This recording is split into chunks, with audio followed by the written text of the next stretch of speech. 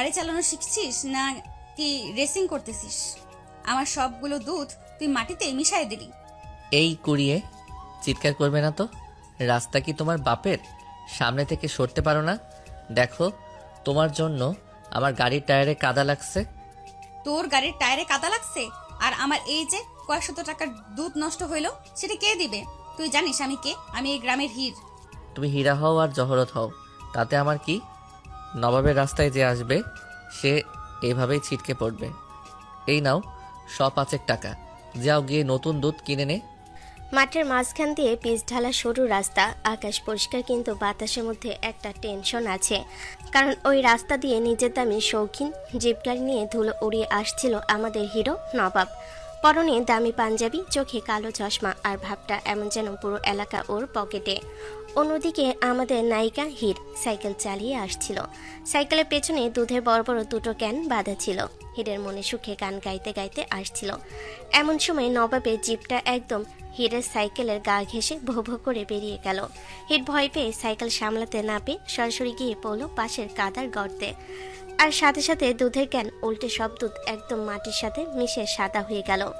হির কাদামাখা অবস্থায় উঠে দাঁড়িয়ে চিৎকার শুরু করলো। নবাবের গাড়ি থামিয়ে বীরের মতো নেমে এলো। তারপর ঝগড়া শুরু হলো দুজনের। এরপর নবাব পকেট থেকে নোট বের করে হিরের দিকে ছুঁড়ে মারল। এটাই ছিল ওর বড় ভুল। হির টাকাটা নিল না, বরং সে রাস্তা থেকে একতলা কাদা হাতে নিল।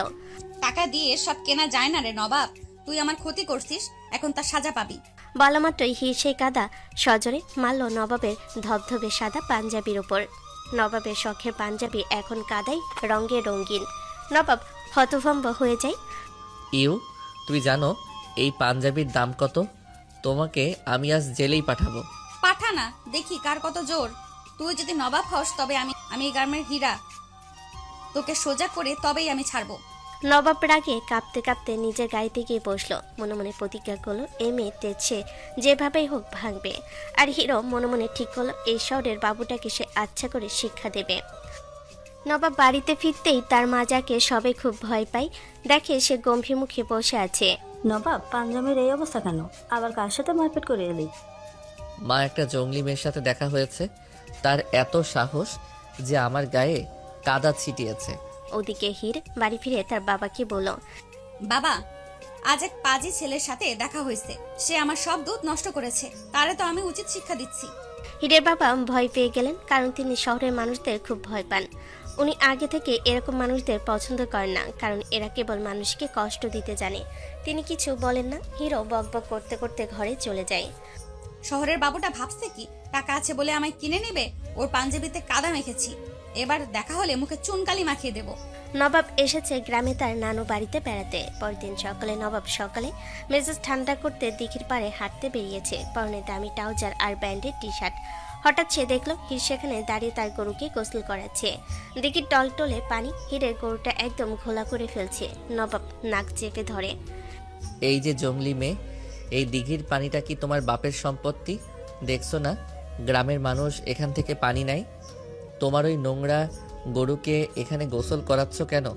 হির গরুর পিঠ ডলতে ডলতে মুখ বাঁকিয়ে বলে, এই অসভ্যটা আবার ওরে আমার পরিষ্কারের জাহাজ রে, দিঘিটা আমাদের গ্রামের, আপনার শহরের ড্রেন না। আমার গরু এই পানিতে গোসল করবে নাকি আপনার পারমিশন নিবে? কমন সেন্স নেই তোমার? এই পানিটা দূষিত হচ্ছে তোমার মতো অশিক্ষিত মেয়েদের কারণেই। গ্রামগুলো নরক হয়ে যাচ্ছে। হির হাত থেকে গরুর ঘষার দড়িটা ফেলে দিয়ে এগিয়ে এসে, কি বললি? অশিক্ষিত? তুই শহরের বাবু হয়ে আমায় জ্ঞান দিচ্ছিস? শোন, তোর এই দামি সেন্টের চেয়ে আমার এই গরুর গায়ের গন্ধ অনেক বেশি পবিত্র। তুই যদি এখান থেকে এখনই না যাস তবে তোকে এই পানিতে চুবাবো। চুবাবে?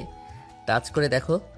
হির আর দেরি করলো না। সে গরুর লেজটা দিয়ে একটা হ্যাচকা টান দিল। গরুটা ভয় পেয়ে ছটফট করে এক ঝাপটায় দিঘির সব কাদা পানি নবাবের মুখের ওপর ছিটিয়ে দিল। নবাবের ব্যান্ডের টি শার্ট এখন দিঘির শ্যাওলায় সবুজ।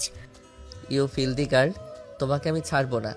যা যা, আগে মুখ ধুয়ে আয়, তোকে এখন জলহস্তির মতো লাগছে।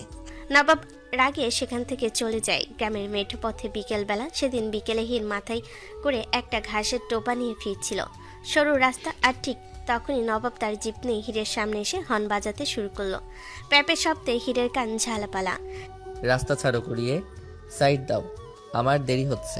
হির রাস্তার মাঝখানে দাঁড়িয়ে পড়ে। এই ছেলেটা যেখানে না সেখানে এসে পড়ে, আজব। রাস্তা ছাড়বে না, দেখছিস না আমার মাথায় বোঝা। আগে আমাকে যেতে দিবি, তারপর তোর ওই তেলের টিন নিয়ে যাবি। আমার গাড়ির দাম জানো? তোমার এই পুরো গ্রাম বেচে দিলেও এই গাড়ির একটা চাকা কেনা যাবে না। সাইড সরো বলছি। আসছে তেলের টিন বলতে। দাম দিয়ে কি চাটবো? এই ঘাসগুলো আমার গরু খাবে। তোর গাড়ি কি ঘাস খায়? খায় না তো। তাই আগে এই ঘাস যাবে, তারপর তুই। নবাবের আগে হীরের মাথায় ঘাসের বোঝার এক কোণ ধরে টান দিল। সরে যাও বলছি। টান দিতে হিট নড়তে লাগলো এবং পুরো ঘাসের বোঝাটা নবাবের গাড়ির বেনেটের ওপর আর নবাবের মাথার উপর ছড়িয়ে পড়ল। নবাব এখন ঘাসের স্তূপের নিচে বন্দি। হির কোমরে হাতি খিলখিল করে হেসে ওঠে। কি রে নবাব সাহেব, ঘাস খেতে ইচ্ছে করছিল? তা আগে বললে তো পারতিস। তোকে তখন আস্ত একটা আস্তাবলের গাথা লাগছে। নবাব ঘাস সরাতে সরাতে চিৎকার করে। হির, তুমি আমার ধৈর্যের পরীক্ষা নিচ্ছ। এই অপমানের শোধ আমি এমনভাবে নেব যে তুমি কাঁদতে কাঁদতে আমার পায়ে পড়বে। হীরা কারো পায়ে পড়ে না রে নবাব। হীরা মানুষের চোখ ঝলসায় দেয়। তৈরি থাকিস। এরপর থেকে হীরা নবাবের যেখানে দেখা হয় সেখানেই যেন যুদ্ধ লেগে যায়। নবাবের ইগো আর হীরের তেজ কেউ কাউকে এক চুলো ছাড় দিতে রাজি না। গ্রামের মানুষ অবাক হয়ে দেখে শহরের নবাব আর গ্রামের হীরা একে অপরকে সহ্য করতে পারছে না, আবার টক্কর না দিয়েও থাকতে পারছে না। নবাব আর হীরের মধ্যে যুদ্ধটা এখন আর শুধু তাদের দুজনের মধ্যে সীমাবদ্ধ নেই। নবাব তার শহরের আড্ডার সঙ্গী বিশালকে নিয়ে এসেছে তার এই গ্রাম্য মিশন সফল করতে। আর হিরো কম যায় না, তার ছায়াসঙ্গী এবং গ্রামের ডানপিটে মেয়ে ঝুমুরকে নিয়ে সে তৈরি। এবার ঝগড়াটা হলো গ্রামের পুরনো বটতলার হাটে। নবাব এক বিশাল ঝকঝকে পাঞ্জাবি পরে হাটের মাঝখানে দাঁড়িয়েছিল। নবাবের হাতে একটা দামি আইফোন। সে বিশালকে গ্রামের উন্নত পরিবেশ নিয়ে ব্যঙ্গ করছিল। ঠিক তখনই হির আর ঝুমুর দুটো ছুরি ভর্তি সবজি নিয়ে ওদিক দিয়েই যাচ্ছিল। নবাব বিশালকে উদ্দেশ্য করে জোরে জোরে বলে, দেখলি বিশাল, এইসব বাজারে মানুষ কেনাকাটা করে কিভাবে? চারদিকে মাছি আর এই জঙ্গলিদের চিৎকার, আমার তো নিঃশ্বাস নিতেও কষ্ট হচ্ছে। ঠিকই বলছিস নবাব, এখানেও তো দেখছি মানুষের চেয়ে গবাদি পশুর সংখ্যাই বেশি। আর এই যে মেয়েরা মাথায় ঝরে নিয়ে ঘুরছে, এদের তো মনে হয় জন্মের পর থেকে একবারও পালারা নেওয়া হয়নি। হির আর ঝুমুর দাঁড়িয়ে পড়ল। হিরের চোখে আগুন আর ঝুমুর তার কোমরে হাত দিয়ে তৈরি। ওরে আমার পার্সোনাল সাহেব রে, তোদের ওই শহরের এসি রুমে বসে শরীরটা তো সাদা ফ্যাকাশে হয়ে গেছে। তোদের মতো বাবুরা যদি এই গ্রামেই না হাটে আসতিস, তবে এই গ্রামের বাতাসটা অন্তত শুদ্ধ থাকতো। ঠিক বলেছিস হির, এই যে চশমা পরা কালো, তুই তো দেখি রোদ লাগলেই গলে যাবি। এখানেই আছিস কেন রে? যা গিয়ে মায়ের কোলে বসে দুধ খা। এই মেয়ে, মুখ সামলে কথা বলো। তোমরা জানো আমরা কারা? আমাদের 1 মাসের হাত খরচ দিয়ে তোমাদের এই পুরো বাজার কিনে নেওয়া যাবে। টাকার গরম দেখাস না, নবাবের চামচা। টাকা দিয়ে কি পচা কলিজা পাল্টানো যায়? নবাব সাহেব, আপনি আপনার এই বন্ধুকে শিখিয়ে দেবেন যে হীরের এলাকায় এসে দাদাগিরি চলে না। নবাব হীরের দিকে এক পা এগিয়ে আসে। দাদাগিরি আমরা করি না হির, আমরা রাজত্ব করি। তোমার এই গ্রাম্য জেদটা বড্ড বেশি বেড়ে গেছে। তুমি কি চাও আমি তোমার এই সবজির ঝুড়িটা এখানেই উল্টে দেই? হাত দিয়ে দেখ না নবাব, তোর ওই ফর্সা হাত যদি আমি কালো না করেছি তবে আমার নামও হীরা না। ঝুমুর নবাবের বন্ধুর দিকে তাকিয়ে বলে, আর তুই সন্ধ্যে লিকলিকে শহরবাসী, নবাবের পাশে থেকে বেশি ফটর ফটর করিস না। এক চর দিলে তোর ওই চশমা দিঘির ওপারে গিয়ে পড়বে। নবাব, এই জঙ্গলি মেয়েগুলো তো দেখি আমাদের গায়ে হাত তুলবে। এদের শিক্ষা দেওয়া দরকার। শিক্ষা তো দেবই বিশাল। হির, তুমি কি ভেবেছ তুমি সব সময় জিতে যাবে? তোমার এই অহংকার একদিন গুড়িয়ে দেব। অহংকার কেনা যায় না রে নবাব, না গুড়িয়ে দেওয়া যায়। অহংকার জয় করতে হয়। তুই তো কেবল টাকা ছুটতে জানিস, মানুষের মন বুঝবি কি করে? যা তোরা তোদের ওই ধোয়া ওঠা শহরে ফিরে যা। আমাদের মাটির মানুষ তোদের সহ্য করতে পারছে না। নবাব আর হীরের এই ঝগড়া যখন তুঙ্গে, তখন হাটের সব মানুষ গোল হয়ে দাঁড়িয়ে মজা দেখছিল। নবাব রাগে গজগজ করতে করতে বিশালের হাত ধরে টেনে নিয়ে গেল, কারণ সে বুঝতে পারলো হীরার ঝুমুরের মুখে তোড়ে সে পেরে উঠবে না। নবাব গাড়িতে ফিরে গিয়ে বিশালকে বলল, বিশাল, এই মেয়েটার তেজ ভাঙতে হলে আমাকে অন্য কিছু করতে হবে। ও শুধু ঝগড়াই বোঝে। এবার আমি ওকে এমন এক খেলায় হারাবো যে ও কথা বলে ভুলে যাবে। ঝুমুরও হীরকে হাসতে হাসতে বলল, দেখছিস হির, শহরে নবাবের হাওয়া বের করে দিছি, তবে মনে হয় ছেলেটা সহজে ছাড়বে না। হির মুচকি হেসে বলল। ছাড়লে তো লড়াইয়ে মজাই থাকবে না ঝুমুর। নবাবকে এখনো হীরা চেনা বাকি আছে। ঝগড়াটা এখন আর ব্যক্তিগত নয়, এটা এখন গ্রাম বনাম শহরের ইগোর লড়াই হয়ে দাঁড়িয়েছে। বন্ধুদের যোগ হওয়ায় পাল্টাপাল্টি বাক্যবান আরও ধারালো হয়েছে। এরপর বিকেলে নবাব রাস্তায় হাঁটছিল। পথে নবাব দেখলো একজন টাটকা চিতল মাছ নিয়ে বসে আছে। নবাবের দাদি চিতল মাছ খুব পছন্দ করেন, যদিও তিনি এখন বাসায় নেই। নবাব নেমে গেল তার দাদির জন্য টাটকা চিতল মাছ কিনতে। সে যখন একটা বড় মাছ পছন্দ করলো, ঠিক তখনই হিরো সেখানে উদয় হলো। ও ভাই মাছওয়ালা, এই মাছটা আমার, দাম কত? নবাব সানগ্লাসটা নাকের ওপর নামিয়ে বলে। এক্সকিউজ মি, মাছটা আমি আগে দেখেছি। ভাই, এই নিন 500 টাকা বেশি। মাছটা আমার গাড়িতে তুলে দিন। ওরে আমার টাকার কুমির রে, টাকা থাকলেই কি সব আপনার? মাছটা আমি আগেই হাত দিছি। ভাই ওনার টাকা নিয়েন না, এই মাছ আমার ছোট ভাইটা খুব পছন্দ করে। আপনি কি মানুষ নাকি রোবট? সবখানে টাকা দেখান কেন? দেখো বে, তর পাবে না একদম। এই মাছটা আমার দাদি খাবে। শহরের মানুষ আমরা, কোয়ালিটি বুঝি। কোয়ালিটি বোঝেন? তবে এইটা বোঝেন কিনা দেখেন। বলা মাত্রই হির মাছের বালতি থেকে এক আসলা জল নিয়ে নবাবের দিকে ছিটিয়ে দিল। নবাবের দামি শার্টে এখন মাছের আষ্টে গন্ধ। ইউ জংলি মেয়ে, তুমি আবার আমার ড্রেস নষ্ট করলে। It's an Italy shirt. Italy হোক আর পাটালি হোক, মাছ আমিই নিমু। এই যে ধরেন মাছের দাম। হির মাছটা পগল দাবা করে টাকাটা ছুড়ে দিয়ে গাগিতে দৌড় দিল। নবাব বাজারে দাঁড়িয়ে রাগে গড়গড় করতে লাগলো। চারপাশে মানুষ হাসতে লাগলো। বিকালের দিকে হঠাৎ নামলো ঝুম বৃষ্টি। নবাব একটা ছাতা নিয়ে মাঠের রাস্তা দিয়ে যাচ্ছিল। তার লজের দিকে হঠাৎ পেছন থেকে হিত তার ভেজা চুলে দৌড়াতে দৌড়াতে এসে নবাবের ছাতার নিচে ঢুকে পড়ল। Hello, what is this? আমার ছাতায় তুমি কেন? আরে সাহেব, দেখছেন না বৃষ্টি নামছে, একটু জায়গা দিলে আপনার ছাতাটা কি ছোট হয়ে যাইবো? শহরের মানুষের মন কি কৃপণ হয় নাকি? অসহ্য। আমার পার্সোনাল স্পেস বলতে কিছু নেই। এই যে দেখো, তোমার ভেজা চুলের ঝাপটায় আমার ল্যাপটপ ব্যাগ ভিজে যাচ্ছে। বের হও ছাতার নিচ থেকে। বের হমু না, কি করবেন? ধাক্কা দিয়ে ফালাই দিবেন? দেন না দেখি কেমন জোর আপনার। হির একদম নবাবের গা ঘেঁষে দাঁড়ালো। নবাবের নাকে হিরের ভেজা চুলের আর বুনো ফুলের গন্ধ এলো। এক মুহূর্তের জন্য নবাবের রাগটা যেন মিলান হয়ে গেল। সে হিরের চোখের দিকে তাকালো। হিরের কাজল ধুয়ে চোখের নিচে লেপটে গেছে, কিন্তু তাকে আরো মায়াবী লাগছে। তুমি কি সবসময় এমন ঝগড়া করো, নাকি আমাকে দেখে তোমার চুলকানি শুরু হয়? আপনাকে দেখলে আমার পিত্তি জ্বলে যায় সাহেব। আপনার ওই নবাবী ভাবটা এই গ্রামের কাদার সাথে মিশাই দিতে ইচ্ছে করে। নবাব কিছু বলতে যাবে, ঠিক তখনই একটা বড় কাদা ভর্তি গর্তে নবাবের পা পিছলে গেল। সে হিরকে জাপটে ধরল পড়ার হাত থেকে বাঁচতে। দুজনেই কাদার মধ্যে পড়ে একাকার। নবাব আর হির আর কাদার মধ্যে একে অপরের খুব কাছে। বৃষ্টির ঝাপটায় তারা নির্বাক, কিন্তু এই রোমাঞ্চ বেশিক্ষণ স্থায়ী হলো না। হির উঠে দাঁড়িয়ে নবাবের মাথায় এক গাঁটটা মেরে বলল। বুড়া হয়েছেন নাকি সাহেব? নিজের পা সামলাতে পারেন না? নবাব ছাড়ার পাত্র নয়। সে হিরের ওড়না ধরে টান দিল, কিন্তু হির জানতো না তার বাড়িতে বড় বিপদ ঘনিয়ে আসছে। হিরের বাবা অভাবের কারণে গ্রামের এক কুটিল মাতব্বরের ছেলের সাথে তার বিয়ে ঠিক করে ফেলেছেন।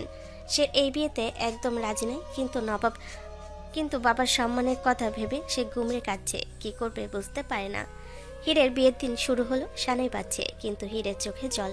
ঠিক যখনই বিয়ের পিড়েতে হির বসতে যাবে, অমনি বিকট শব্দে হর্ন বাজিয়ে নবাব তার জিপ গাড়ি নিয়ে সোজা বিয়ের মণ্ডপের ভেতর ঢুকে পড়ল। ধুলোয় চারিদিক অন্ধকার। হির অবাক হয়ে গেল। নবাব, তুমি এখানে কি করছো? আমার বিয়েতে কি আবার ঝগড়া করতে আসছো? নবাব গাড়ি থেকে স্টাইলে নেমে পড়ে।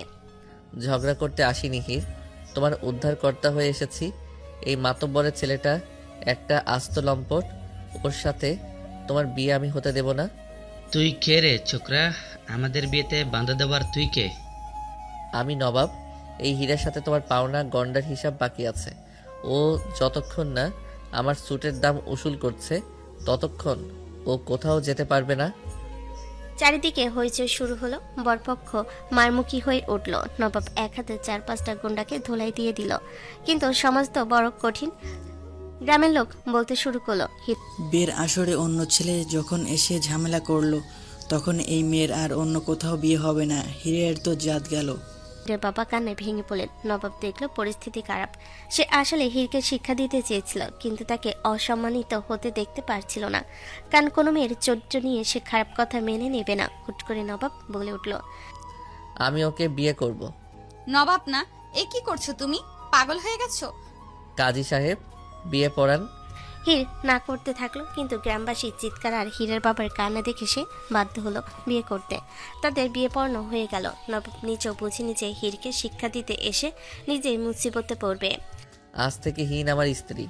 কার সাহস আছে ওকে নিয়ে কথা বলার? হির, চলো আমার বাড়িতে। তোমাকে জ্বালানোর জন্য আমি একটা আস্ত নরক সাজিয়ে রেখেছি। হীরাকে কাঁপতে কাঁপতে বলল, তুমি আমায় উদ্ধার করোনি নবাব, তুমি আমার জীবনটা ধ্বংস করলে। আমি তোমার বাড়িতে যাব ঠিকই, কিন্তু তোমাকে শান্তিতে থাকতে দেব না। তোমার এই রাজপ্রাসাদকে আমি শ্মশান বানিয়ে ছাড়বো। বিয়ে শেষে নবাব হীরকে নিয়ে তার বিশাল অট্টালিকায় এলো। নবাবের মা, যিনি খুব আভিজাত্য প্রিয় এক গ্রাম্য মেয়েকে বাড়ির বউ হিসেবে দেখে চিৎকার শুরু করলেন। তিনি কোনো মতেই হীরকে মানতে পারবেন না। নবাব, তুই এই ক্ষেত খামারে কাজ করা মেয়েকে বিয়ে করে আনলি? একে তো বাড়ির কাজের লোক হিসেবেও রাখা যাবে না। শোনেন শাশুড়ি মা, আমাকে রাখতে হবে না, আমি নিজেই থাকতে আসছি। আপনার ছেলে আমাকে বিয়ে করেছে নিজে থেকে। এখন এই রাজপ্রাসাদে ডাল ভাত আমিই খামো। আর আপনার এই সাজানো গোছানো ঘর যদি আমি কয়েকদিনে ওলটপালট না করছি, তবে আমার নামও হীর না। নবাব নিজের ঘরে গিয়ে মাথায় হাত দিয়ে বসলো। সে ভেবেছিল হীরকে জব্দ করবে, কিন্তু সে তো এক আস্ত জ্যান্ত আগ্নেয়গিরি নিয়ে ঘরে ঢুকেছে। নবাবের মা হাই হাই করতে থাকলো। আমি উপরে যাচ্ছি শাশুড়ি মা, আমাকে বিরক্ত করবেন না। খাবার পাঠিয়ে দিবেন। আর হ্যাঁ, আমার বরের ঘরটাই তো আমার ঘর, সে আমি খুঁজে নেব। আপনাদের কারো চিন্তা করতে হবে না। তুমিও এসো বর। হীর উপরে ধপধপ করে হেঁটে চলে যায়। পেছনে ফিরে মুচকি হাসে নবাব। তখন হাঁ করে থাকে। নবাবের চেয়েও যে এই মেয়ে বেশি চালাক তা সে বুঝতে পারেনি। নবাবের মার চোখ তখন কপালে। কী রে নবাব, এইসব কি? হ্যাঁ, কিসের বিয়ে, কিসের বউ? আমি মানি না এসব। তোর বিয়ে করার ইচ্ছে হলে আমাকে বলতি, মেয়ের অভাব ছিল? তুই একটা গ্রামের ক্ষেত মেয়েকে শেষমেশ আমি ভাবতেই পারছি না। ওহ মা, এখন তুমি আবার শুরু করো না। আমি নিজেই বুঝিনি কি থেকে কি হলো। এখন আসি, একটা ঘুম দেই, কাল সকালে চলে যাব। নবাব উপরে চলে যায়। নবাবের মা মাথায় হাত দেয়। হায় খোদা, কি হচ্ছে এসব? কিসের বউ, কেমন বউ? মগের মুল্লুক নাকি? নবাব শেরওয়ানির বোতাম খুলতে খুলতে ঘরে ঢুকলো। ভাবলো আজ হয়তো মেয়েটা শান্ত থাকবে, কিন্তু ঘরে ঢুকে এসে থমকে দাঁড়ালো। হীর তখন আলমারির আড়ালে দাঁড়িয়ে তার ভারী বিয়ে লেহেঙ্গাটা বদলে একটা সাধারণ সুতির জামা পরার চেষ্টা করছিল।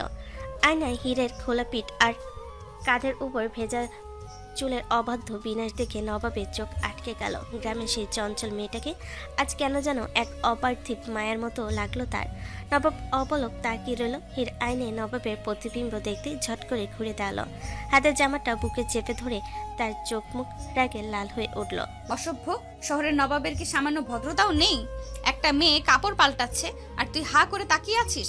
নবাব স্বয়ংবিদ ফিরে পেয়ে বড় কুচকে ফেল। নিজে ভালো লাগাটা বিরক্তি দিয়ে আড়াল করে বলল, বেশি ভাব নিও না হির, এটা আমার ঘর আর তুমি এখন আমার বিবাহিত স্ত্রী।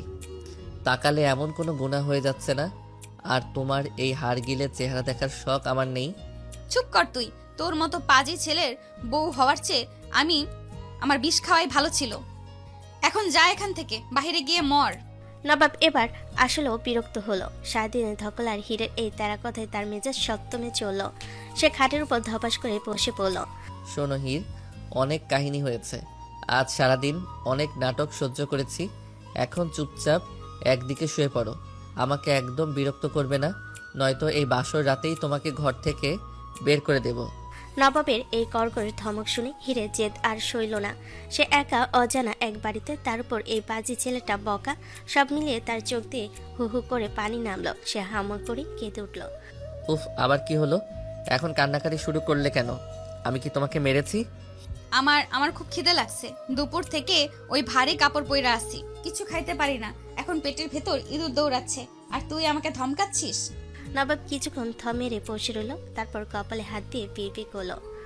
হায়রে কপাল, বাসরাতে রোমান্স তো দূরের কথা, এখন এই জঙ্গলি মেয়ের কেয়ারটেকার হতে হবে আমার। এ তো দেখি মহা বিপদ। জীবনে একবার বিয়ে করেছি, তাও এই দশা। অবশ্য এই মেয়ের সাথে রোমান্স করা থেকে কেয়ারটেকার গিরি করা অনেক ভালো। নবাব উঠে মার ঘরের দিকে গেল। রাজিয়া বেগম তখন জায়নামাজে বসে তসবি পড়ছিলেন। মা, ঘরে কি কোনো খাবার আছে? হীরের নাকি খুব খিদে পেয়েছে। এখন আবার খাবার কোথায় পাবো? যা ছিল সব মেহমানরা খেয়ে শেষ করেছে। কাল সকালে নাস্তা হবে। এখন ওকে ঘুমাতে যেতে বল। গ্রামের ডিঙ্গি মেয়ে বিয়ে করে এনেছে, ঘরে জায়গা দিছি, আবার খাবার খোঁজে। নবাব ফিরে এসে দেখলো হির ফ্লোরে বসে পা ছড়িয়ে কাঁদছে আর চিৎকার করছে। আমি কি না খেয়ে মরার জন্য এই বাড়িতে আসছি? তোরা কি কষাই? আমারে খাবার দে, নয়তো আমি চিৎকার করে পুরো গ্রাম জাগাবো। ও বাবা গো, তোমার মেয়ে না খেয়ে মারা যাচ্ছে। চুপ করো হীর। ছি, লোকে শুনলে কি ভাববে? দাঁড়াও, আমি দেখছি কি করা যায়। নবাব আর কোনো উপায় না দেখে নিজের রান্নাঘরে ঢুকলো। রাজিয়া বেগম অবাক হয়ে আড়াল থেকে দেখলেন যে ছেলে কোনোদিন এক গ্লাস পানি ঢেলে খায়নি, সে আজ হীরের জন্য চুলার কাছে দাঁড়িয়েছে। নবাব নিজের সাদা শার্টের হাত গুটিয়ে ফ্রিজ থেকে ডিম আর আলু বের করলো। সে জীবনে প্রথমবার রান্না করছে। ধোয়ায় চোখ লাল হয়ে যাচ্ছে, তেল ছিটকে হাতে লাগছে, তাও সে হাল ছাড়লো না। কিছুক্ষণ পর নবাব একটা প্লেটে গরম ধোয়া ওঠা আলু ভাজি আর ডিমের অমলেট নিয়ে ঘরে ঢুকলো। হীর তখনও ফুপিয়ে কাঁদছিল। এই নাও মহারানী, তোমার ভোজ তৈরি। দামি শেফের রান্না নয়, আমার হাতে তৈরি নবাবী খিচুড়ি। খেয়ে মুখ বন্ধ করো এবার। হির প্লেটের দিকে তাকালো। এ তো খিচুড়ি নয়, কেবল ভাজি আর ডিম অমলেট। রান্নাটা দেখতে খুব একটা ভালো হয়নি, আলুগুলো একটু পুড়ে গেছে, কিন্তু এই মুহূর্তে ওর কাছে সেটাই পৃথিবীর সেরা খাবার মনে হলো। সে গোগ্রাসে খেতে শুরু করলো। নবাব পাশে বসে মুগ্ধ হয়ে দেখতে লাগলো হীরার খাওয়ার ভঙ্গি।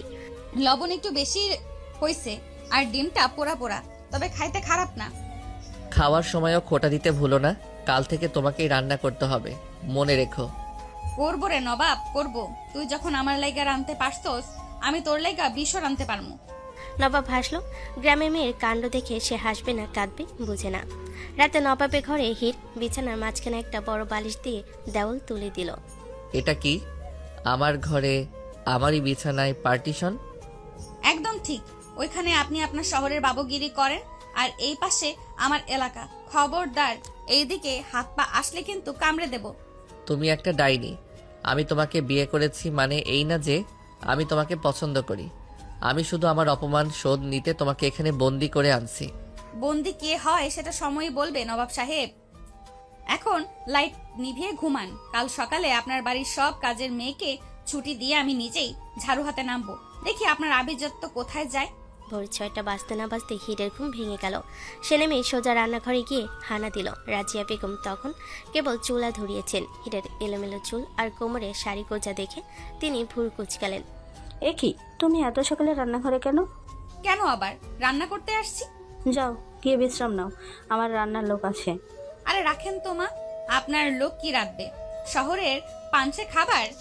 আজ আমি আপনাদের আমার হাতের ঘাস ঘাস সবজি আর দেশি মুরগির ঝোল খাওয়াবো। নবাব তো আমার রান্নার খোটা দিচ্ছিল রাতে, আজ ওর জিভ পুড়ে যাবে সাথে। রাজিয়া বেগম নিষেধ করলো। হীর কারো কথা শুনল না। সে একরকম জোর করে রাজিয়া বেগমকে রান্নাঘর থেকে বের করে দিল। ঘণ্টাখানেক পর পুরো বাড়িতে এমন এক মশলার সুবাস ছড়ালো যে নবাবের ঘুম খিদে ভেঙে গেল।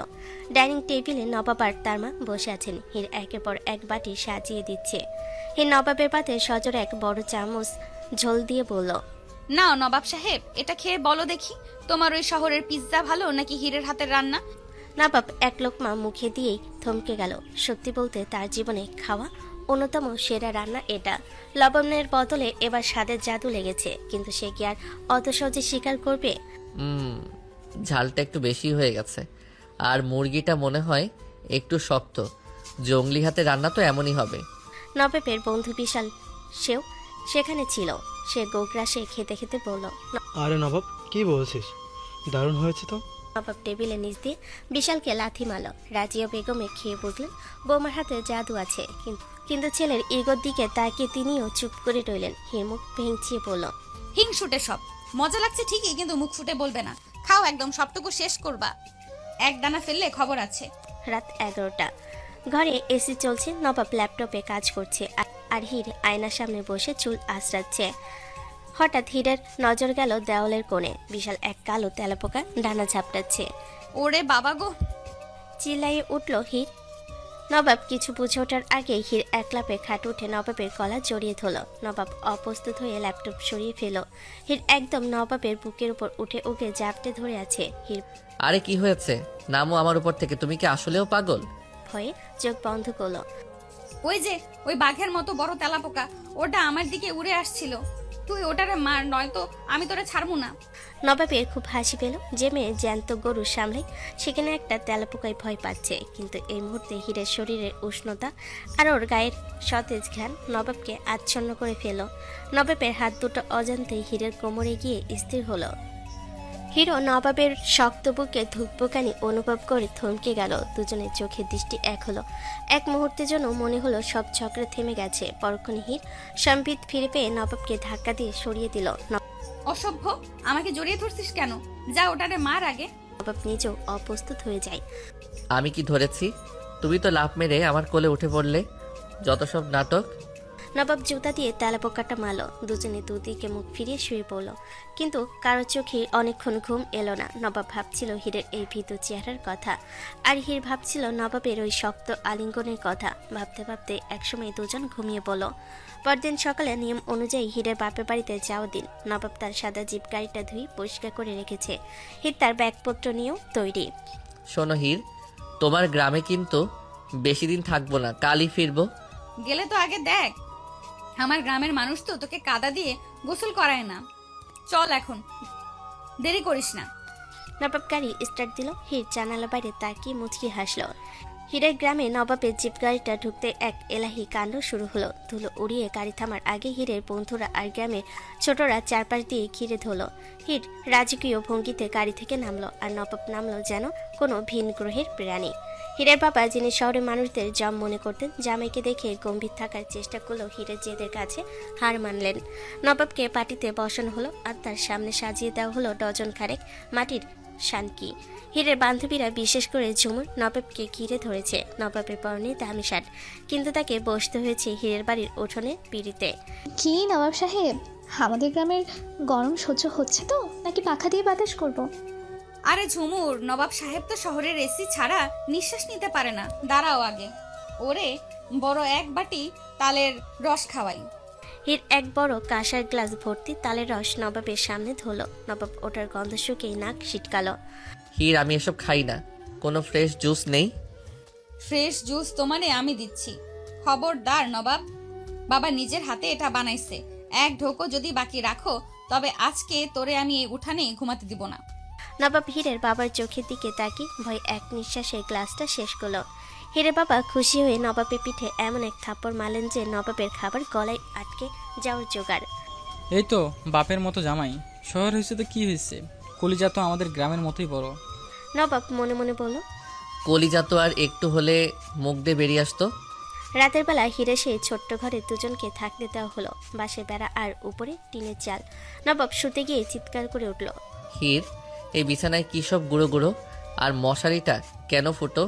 আমি এখানে এক সেকেন্ডও থাকতে পারবো না। চুপ কর নবাব, বিছানায় এগুলো গুঁড়ো না, এগুলো রোদে শুকনো পরিষ্কার খের। আর মশারি একটু ফুটো হলে কি হয়েছে? মশা একটু রক্ত খেলে তোর শরীর হালকা হবে। অসভ্য মেয়ে, তোমার সাথে কথা বলাই বেকার। কালই আমি চলে যাব। যাবি তো বটেই, কিন্তু এখন এখানে শুবি। ওই কোনটা তোর আর এই কোনটা আমার, মাঝখানে আমি এই কোলবালিশ দিয়ে দেওয়াল তুলে দিছি। খবরদার, দেওয়াল টপকাবি না। নবাব গরমে ঘামছিল আর বারবার হাত দিয়ে মশা তাড়াচ্ছিল। হীর নবাবের এই ছটফটানি দেখে হাসতে হাসতে বিছানায় গড়াগড়ি দিচ্ছিল। হাসছো কেন? তোমার এই গ্রাম্য পরিবেশে মানুষ থাকে কি করে? দেখো, আমার হাতে অলরেডি মশা কামড়ে ফুলে গেছে। আহারে নবাব, কচি হাত, নবাবের কচি হাত। মশাও দেখি তোর প্রেমে পড়ে গেছে। নে, আমার হাত পাখা দিয়ে একটু বাতাস করছি, এখন শান্তিতে ঘুমাতো। হীর যখন হাত পাখা দিয়ে নবাবকে বাতাস করতে শুরু করলো, নবাবের মেজাজটা হুট করে ঠান্ডা হয়ে গেল। বাতাসের সাথে হীরের গায়ে সেই চেনা সতেজ ঘ্রাণটা নবাবের নাকে লাগছিল। ঝগড়া করতে করতে দুজনই ক্লান্ত হয়ে পড়লো। সারা রাতে টিনের চালে টিপ টিপ করে বৃষ্টি শুরু হলো। বৃষ্টি নামতে ঘরের ভেতরটা ঠান্ডা হয়ে গেল। নবাব গভীর ঘুমে আচ্ছন্ন। হীরের মশারিটা ঠিক না থাকায় এক ঝাঁক মশা ওকে আক্রমণ করেছিল। ঘুমের ঘরে হির মশা তাড়াতে গিয়ে নবাবের একদম কাছে চলে এলো। নবাব টের পেল হীরের হিমশীতল হাতটা ওর বুকের ওপর। ও প্রথমে সরিয়ে দিতে চাইল, কিন্তু বাইরে বৃষ্টির শব্দ আর হীরের এই শান্ত ঘুমন্ত চেহারা দেখে ওর মায়া হলো। নবাব হীরের গায়ের উপর চাদরটা ঠিক করে টেনে দিল এবং হীরের মাথাটা নিজের এক হাতের উপর টেনে নিল। হীর ঘুমের মধ্যে নবাবকে জাপটে ধরল, যেন খুব নিরাপদ কোনো আশ্রয় পেয়েছে। নবাবের ঠোঁটে এক চিলতে হাসি ফুটল। সকালে ওঠার পর হয়তো আবার ঝগড়া হবে, কিন্তু এই মুহূর্তটা শুধুই ওদের। নবাব খুব সকালে পুকুর পাড়ে এসেছে দাঁত ব্রাশ করতে। সে খুব স্টাইল করে ব্রাশ করছে আর গান শুনছে। ঠিক তখনই হীর এক কলসি জল নিয়ে পুকুর থেকে উঠে আসছিল। ওরে আমার শহরের মেম সাহেব, এই পুকুর পাড়ে দাঁড়িয়ে স্টাইল মারা হচ্ছে? সাইড দাও, কলসি নিয়ে যেতে হবে। নবাব বিরক্ত হয়ে ব্রাশ মুখ থেকে বের করে। নাম ধরে ডাকছো কেন? আমি তোমার ছোট ভাই নাকি? আর তুমি কি এই রাস্তার ট্রাফিক পুলিশ যে সাইড দিতে হবে? শোনো খোকন সোনা, বয়সে আমি তোমার বড় হই। তুমি এই গ্রামে কাল আসছো, আর আমি এই মাটিতে বড় হইছি। বড়দের সাথে কথা বলার সময় একটু আদব লেহাজ শেখো নাই? খোকন সোনা, আমাকে তোমার সাহস তো কম না। শোনো ঝিনুক, আমি শহরে নামি বিজনেসম্যান, সেখানে মানুষ আমার সামনে দাঁড়াতে ভয় পায়। শহর তোমার পকেটে রাখো, এখানে আমার কথাই শেষ কথা। এখন যদি চুপচাপ সরে না দাঁড়াও, তবে এই কলসির জল তোমার মাথায় ঢেলে তোমাকে গোসল করিয়ে দেব। নবাব সরল না। হিরো কথা রাখার মেয়ে। সে হাত ফসকে কলসির অর্ধেক জল নবাবের গায়ে ঢেলে দিল। নবাবের দামি টি শার্ট এখন ভিজে একাকার। ইউ, তুমি ইচ্ছে করে এটা করলে, আমি তোমাকে ছাড়বো না। বড়দের ওপর চিল্লাতে নাই ছোট ভাই, যাও গিয়ে কাপড় পাল্টাও। দুপুরবেলা নবাব মনে মনে ভাবল সে আছে হিরকে জব্দ করবে। সে চুপি চুপি হিরের জন্য রাখা শরবতের গ্লাসে এক গাদা তেতো ওষুধ মিশিয়ে দিল।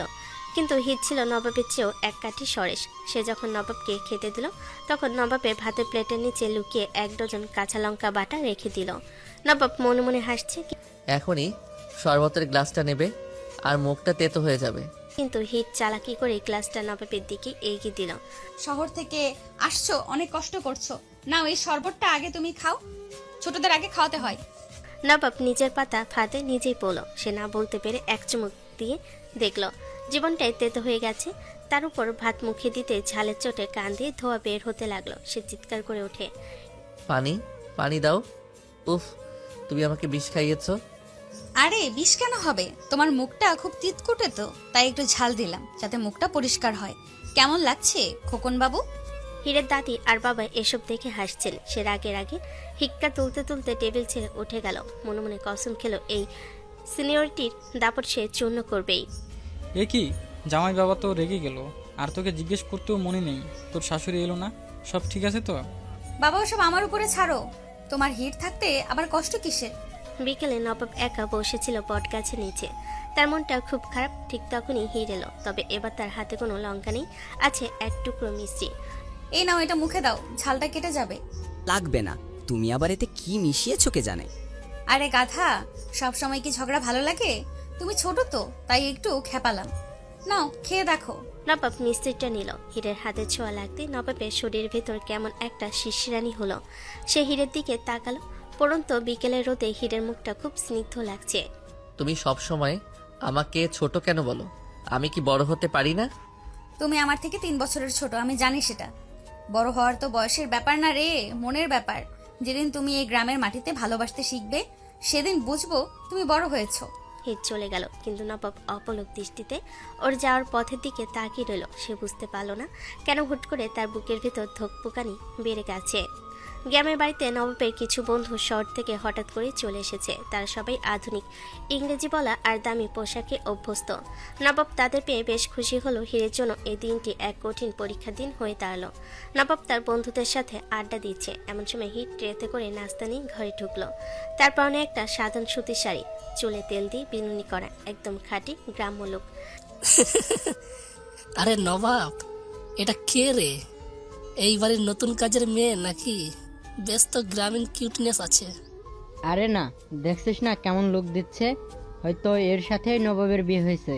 নবাব, তোর চয়েস কি এতই নিচে নেমে গেল? এই খ্যাত মেয়েটাকে তুই সহ্য করছিস কিভাবে? নবাব বন্ধুদের সামনে ছোট হতে চাইল না। বন্ধুদের আড্ডায় সে নিজেকে কুল দেখাতে চাইল।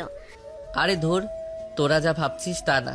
ও তো জাস্ট গ্রামের একটা মেয়ে, আমার দাদির চেনা, আমি কি আর এর সাথে সিরিয়াস হতে পারি? তোরা তো জানিস আমার স্ট্যান্ডার্ড, আর ওসব বিয়েটে কিছু না। এসব কে মানে রে? আমি ওকে মন থেকে মেনে নিব না। হির দরজার পাশে দাঁড়িয়েছিল। নবাবের মুখ থেকে স্ট্যান্ডার্ড আর গ্রামের মেয়ে কথাগুলো শুনে তার বুকের ভেতরটা হু হু করে উঠল। কেন যেন সে মনে মনে একটু হলেও নবাবকে জায়গা দিতে শুরু করেছিল। সে নবাব আজ তাকে বন্ধুদের সামনে তুচ্ছ করলো। হির নাস্তার ট্রেটা সজোরে টেবিলের উপর রাখলো। চায়ের কাপগুলো ঝনঝন করে শব্দ করে উঠল। হির বন্ধুদের দিকে তাকিয়ে বলে, শুনেন শহরের বাবুরা, আপনাদের স্ট্যান্ডার্ড হয়তো দামি কাপড়ে, কিন্তু আমাদের স্ট্যান্ডার্ড হলো মানুষের সম্মানে। আর নবাব সাহেব? নবাবের চোখের দিকে সরাসরি তাকালো। নবাবের চোখে তখন এক ধরনের অপরাধ বোধ। সে মাথা নিচু করে ফেলল। আপনি যে এত নিচু মনের মানুষ সেটা আগে জানলে আমি আপনার সাথে ঝগড়া করার সময়টাও নষ্ট করতাম না। বড়দের সম্মান করতে না পারুন, অন্তত মানুষ হিসেবে মানুষকে সম্মান দিতে শিখুন। হীরার এক মুহূর্ত সেখানে দাঁড়ালো না। সে আঁচল দিয়ে চোখ মুছতে মুছতে ঘর থেকে বেরিয়ে গেল। নবাব পেছন থেকে ডাকতে গিয়েও বন্ধুদের হাসাহাসি ভয়ে থেমে গেল, কিন্তু তার মনটা হু হু করে উঠল। সে অনুভব করলো হীরের চোখের ওই জলটুকু তার হৃদয়ে তীরের মতো ভিজছে। কেন যেন হীর ঘর থেকে বেরিয়ে সোজা পুকুর পাড়ে গিয়ে বসে রইল। তার চোখ দিয়ে অনবরত জল পড়ছে। সে নিজেকে নিজে প্রশ্ন করছে, কেন সে নবাবের মতো একটা অহংকারী ছেলেকে বিশ্বাস করতে গেল? কেন মনে হলো নবাব বদলে গেছে?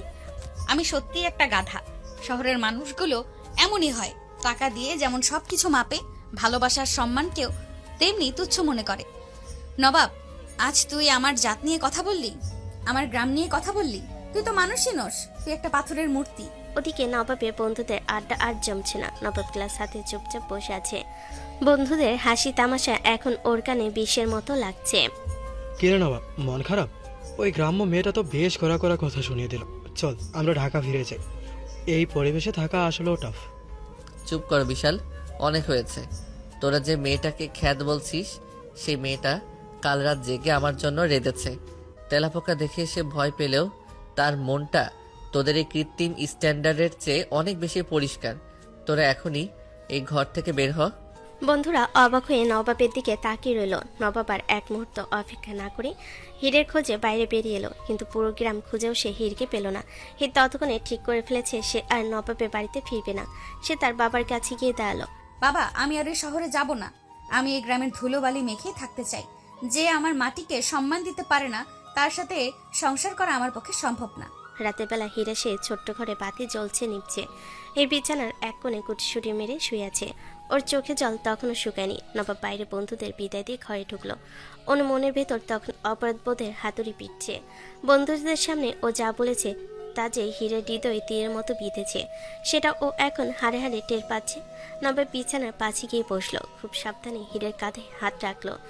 হীর, শোনো না, আমি আসলে তখন বন্ধুদের সামনে ওসব ইচ্ছা করে বলিনি। মানে ওরা তো একটু মডার্ন, তাই সিনিয়রিটি দেখাতে গিয়ে। হীর ঝট করে উঠে বসলো। ওর চোখে চাহনি দেখে নবাবের পিলে চমকে গেল। ওরে আমার সিনিয়রিটির জাহাজ! শহরের বন্ধুদের সামনে স্ট্যাটাস রাখতে আমাকে খ্যাত বললি, আর এখন অন্ধকারে ক্ষমতা চাইতে আসছিস? তুই কি ভাবছিস আমি তোর এই টাকার তোরা আর ম্যাকি সরিতে গলে যাব? আরে বাবা, আমি তো ইমপ্রুভ করার ট্রাই করছি। একজন মানুষ ক্ষমা চাইতে এসেছে, তাকে এভাবে ইনসাল্ট করছো কেন? ইনসাল্ট? তুই আমার গ্রামকে ইনসাল্ট করছিস, আমার বাবাকে ছোট করছিস। যা এখান থেকে, তোর সেন্ট মাখা শরীর আমার বিছানায় ঠেকাবি না। হীর নবাবকে এক ধাক্কা দিল। নবাব সামলাতে না পেরে মেঝেতে পড়ে যেতে যেত কোনো মতে নিজেকে সামলালো। নবাবের ইগো এবার ফনা তুলে দাঁড়ালো। এই লিমিট ক্রস করছো কিন্তু। আমি ভাবলাম তুমি হয়তো একটু বুঝবে, কিন্তু তুমি তো আস্ত একটা আনকালচার্ড মেয়ে। কার কাছে ক্ষমা চাইতে এসেছি আমি? জঙ্গলি তো জঙ্গলি হয়। সারা জীবন এই কাদা আর গোবরের সাথেই থেকো তুমি। কি বললি? আমি জঙ্গলি? দাঁড়া, দেখাচ্ছে জঙ্গলি কারে বলে। বলা মাত্রই হীর তার মাথায় নিচে তুলোর শক্ত বালিশটা নিয়ে নবাবের মুখে সজোরে মারল। নবাব অপ্রস্তুত ছিল। বালিশে বাড়ি খেয়ে তার চশমা উড়ে গেল। ইউ, বালিশ দিয়ে মারলে আমাকে? এই নাও। নবাব অন্য বালিশটা তুলে নিয়ে হীরের মাথায় মারল। শুরু হলো দুজনেরই বালিশ যুদ্ধ। ধুলো উঠছে ঘরের ভেতর, যেন ধুলোর ঝড় উঠেছে।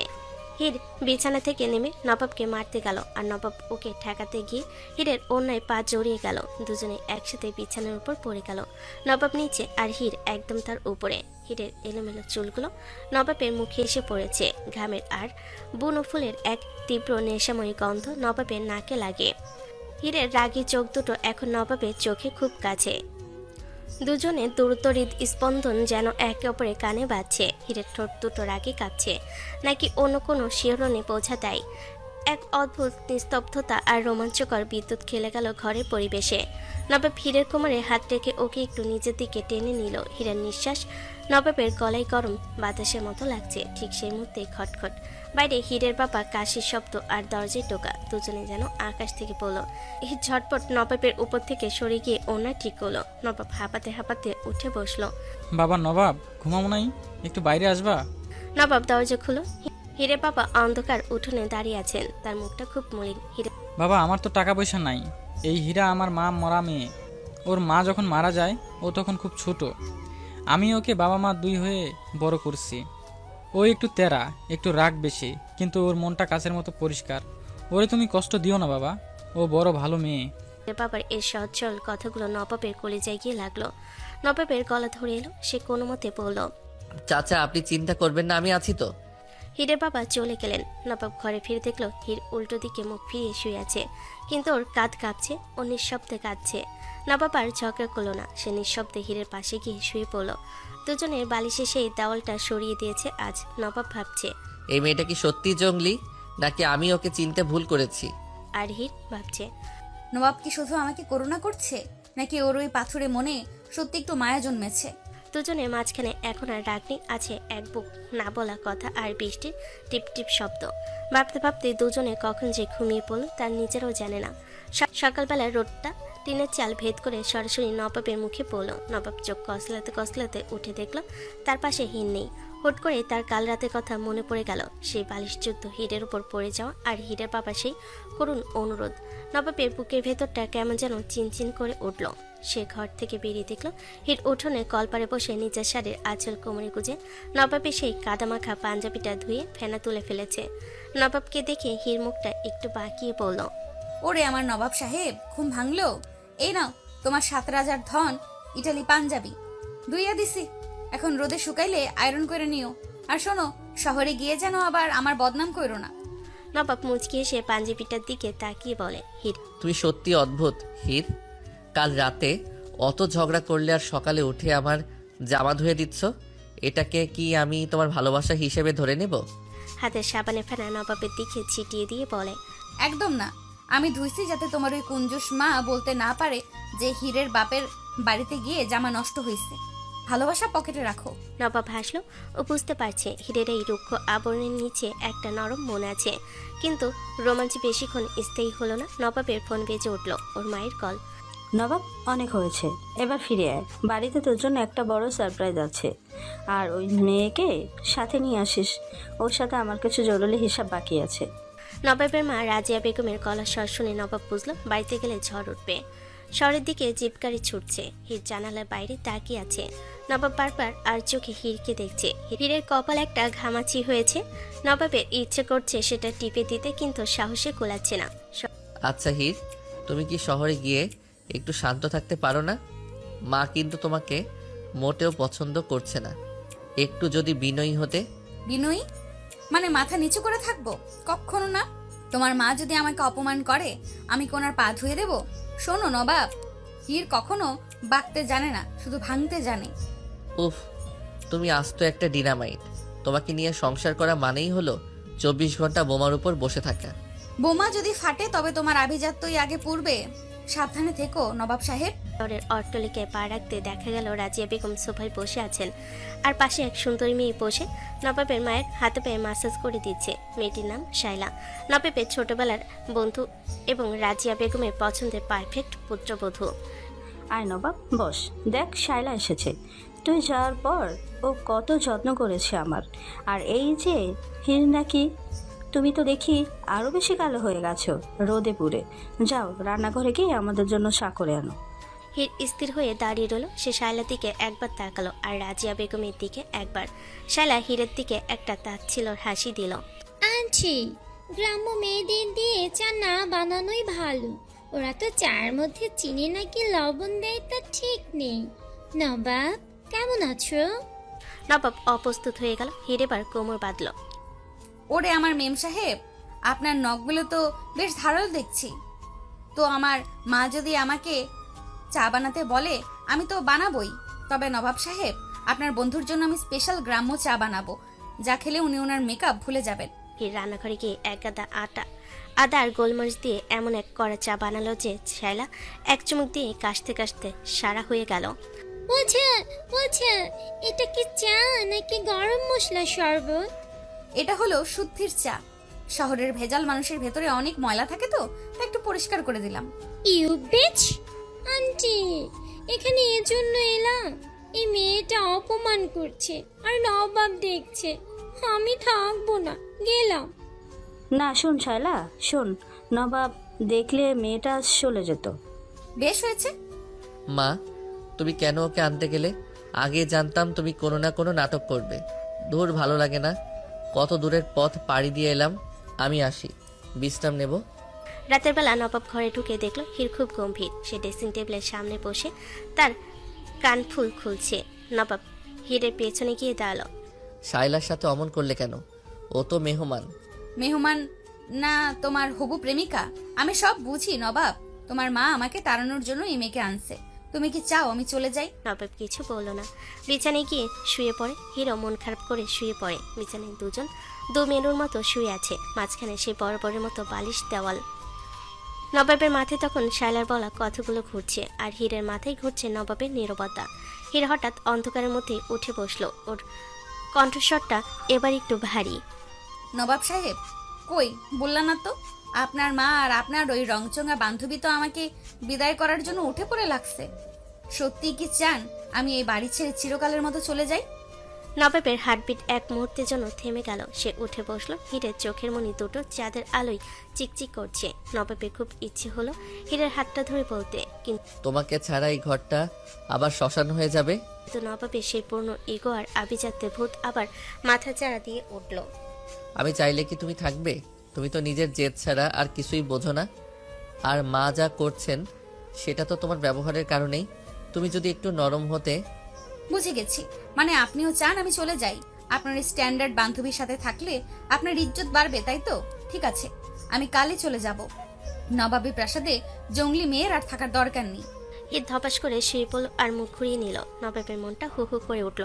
সে বুঝতে পারছে হীরের খুব লেগেছে। সে একটু ইতস্তত করে বালিশের দেওয়ালটা টপকে হীরের একদম কাছে গেল। হীরের গায়ে সেই বনফুলের ঘ্রাণটা নবাবকে মাতাল করে দিয়েছে। সে খুব সাবধানে হীরের চুলে হাত রাখলো। হীর, শোনো না, রাগ করো কেন? আমি আসলে অমন করে বলতে চাইনি। আমি চাই তুমি। নবাবের হাত চুলে লাগতে হীর বিদ্যুৎ বেগে ঘুরে দাঁড়ালো, আর ওর গায়ে যেন কেউ আগুন লাগিয়ে দিয়েছে। হাত সরাও, খবরদার আমারে ছোবে না। ওই হাত দিয়ে শায়লা মেম সাহেবের আদর করো কে? আমার শরীরে তোমার ওই বিষাক্ত ছোঁয়া দিবা না। বিষাক্ত?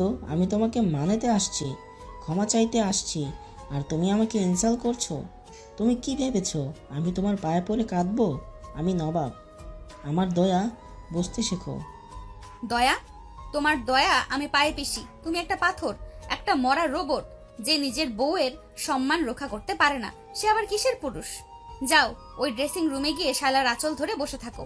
ইউ জঙ্গলি মেয়ে, তোমাকে ভালো কথা বলতে আসাই আমার ভুল। তোমার মুখে শুধু বিষ, সারাক্ষণ ঝগড়া আর চিৎকার।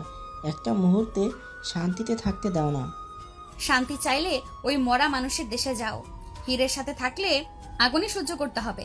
এখন নিজের সীমানায় যাও, নয়তো এই বালিশ দিয়ে তোমার আমি আজকে শ্বাসরুদ্ধ করে মারবো। নবাব রাগে গড়গড় করতে করতে নিজের জায়গায় ফিরে গেল। ও মনে মনে নিজেকে গালি দিচ্ছে। কেন আমি এর কাছে ভালো হতে গেলাম? এর তো কোনো দিনই পরিবর্তন হবে না। কিন্তু বিছানায় শুয়ে নবাব আর চোখ বন্ধ করতে পারছে না। ও আর চোখে দেখলো হীর আবার নিঃশব্দে কাঁদছে। ও বুঝলো হীর কাঁদছে। নবাবের ইচ্ছে করছে সব রাগ ভুলে যেতে। একবার সিনিয়রিটি দেখাবে, একবার জঙ্গলিগিরি করবে। এই মেয়েটাকে নিয়ে আমি কি করব? কিন্তু ও যদি কাল সত্যি চলে যায়, না, ওকে যেতে দেওয়া যাবে না। কাল সকালে মায়ের ওই চালানটা আমাকে ভেস্তে দিতে হবে। হীর অন্ধকারে দেওয়ালের দিকে তাকিয়ে ভাবছে, মানুষটা তো পাষাণ কেন? একটু ওকে বলতে পারতো না যে হির তুই কোথাও যাবি না, কাল সকালে নাস্তায় যদি সত্যি সত্যি ওরা কিছু করে তবে আমি আর এই বাড়িতে এক মুহূর্তও থাকবো না। রাতে সেই তুমুল ঝগড়া পর সকালটা শুরু হলো এক অদ্ভুত থমথমে ভাব দিয়ে। শায়লা সকালে আবার আসে। শায়লা নবাবের বন্ধু, আগেও তার এই বাড়িতে যাতায়াত ছিল। রাজিয়া বেগম আর শায়লা রান্নাঘরে ফিসফিস করছিল। রাজিয়া বেগম হীরের তৈরি করে রাখা হালুয়ার বাটিতে চুপি চুপি অনেকটা জোলাপের ওষুধ মিশিয়ে দিল, যাতে এটা খেয়ে ওনার পেট খারাপ হয় আর দোষ পড়ে হীরের উপর। সকালে নাস্তার টেবিলে সবাই বসেছে, কিন্তু হীর গম্ভীর মুখে খাবার বেড়ে দিচ্ছে। রাজিয়া বেগম আজ বেশ হাসি খুশি, যেন মহাবিজয় আসন্ন। বৌমা, আজ তোমার হাতের হালুয়া একটু দাও তো, দেখি কেমন রেঁধেছ। শায়লা, তুমি একটু নাও। হীর হালুয়ার বাটিটা রাজিয়া বেগমের দিকে এগিয়ে দিতে যাচ্ছিল, ঠিক তখনই নবাবের নজর পড়ল বাটির এক কোণে পড়ে থাকা একটা ছোট্ট ওষুধের কাগজের টুকরোর দিকে। নবাব ছট করে বুঝে গেল এটা তার মায়ের কোনো নোংরা চাল। সে দেখল হিরো কিছুটা সন্দেহ করেছে। নবাব হুট করে হীরের হাত থেকে বাটিটা কেড়ে নিয়ে বলল, কেন রে নবাব, বউ রেঁধেছে, একটু খেয়ে দেখি ও আমায় মারতে চায় কি না, খাওয়াতে চায়। মা, আমি জানি তুমি কি করতে চাইছো। আর সাহেলা, তুমিও এই নাটকে সামিল আছো। আমি দেখেছি বাটিতে কি ফেসানো হয়েছে। হীর অবাক হয়ে নবাবের দিকে তাকালো। নবাব কি তবে হীরের পক্ষ নিচ্ছে? নবাব হীরকে উদ্দেশ্য করে কিন্তু সরাসরি না তাকিয়ে বলে, এই যে জঙ্গলি মেয়ে, তুমি কি ভেবেছো তুমি খুব বুদ্ধিমতী? রান্নাঘরে কি হচ্ছে না হচ্ছে খেয়াল করতে পারো না, খেয়াল রাখতে পারো না? কাল থেকে এই রান্নাঘরের চাবি তোমার কোমরে থাকবে।